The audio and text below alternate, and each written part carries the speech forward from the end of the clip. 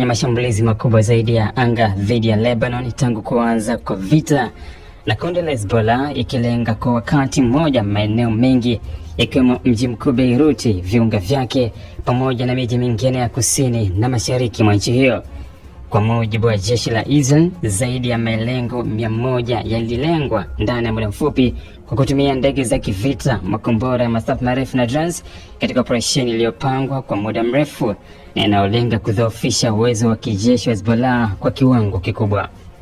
Mashambulizi hayo yalianza usiku wa manane na kuendelea hadi asubuhi, huku milipuko mikubwa ikisikika katika maeneo mbalimbali ya Beirut, hasa katika vitongoji vyenye msongamano mkubwa wa watu.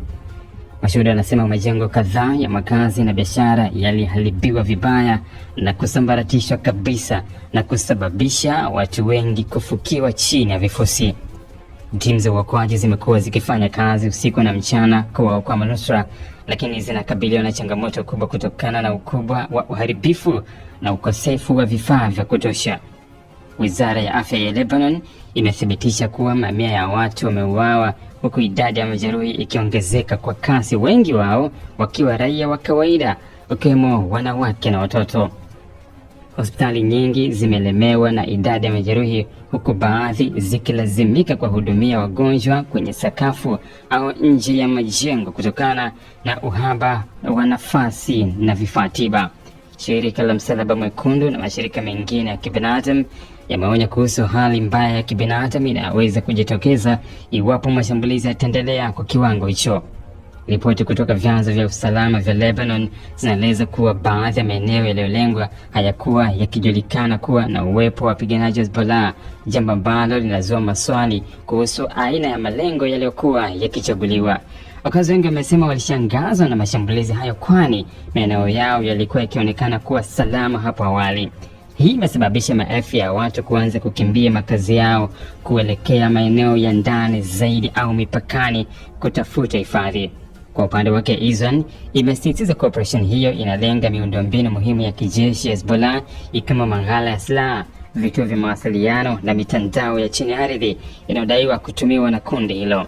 Viongozi wa kijeshi wa Israel wamesema kuwa hii ni sehemu ya mkakati mpana wa kuzuia mashambulizi ya makombora kutoka Lebanon kuelekea Israel, wakidai kuwa Hezbollah imekuwa ikiimarisha uwezo wake wa kijeshi kwa kasi katika miezi ya hivi karibuni.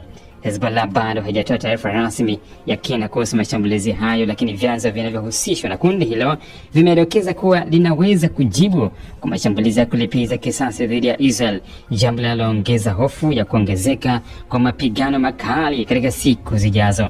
Tayari kuna taarifa za mashambulizi madogo ya makombora kutoka kusini mwa Lebanon kuelekea Israel, ingawa bado hajafikia kiwango kikubwa kama mashambulizi ya anga ya Israel. Uamuzi huu umeonekana kuongeza mvutano wa kisiasa na kidiplomasia, huku wachambuzi wakionya kuwa hali hiyo inaweza kusababisha mzozo huo kupanuka na kuhusisha mataifa mengine zaidi katika eneo hilo. Kuna hofu kuwa iwapo Hezbollah itajibu kwa nguvu, huenda Irani ikaingilia moja kwa moja au kupitia makundi washirika, jambo ambalo linaweza kugeuza mzozo huo kuwa vita kamili vya kikanda.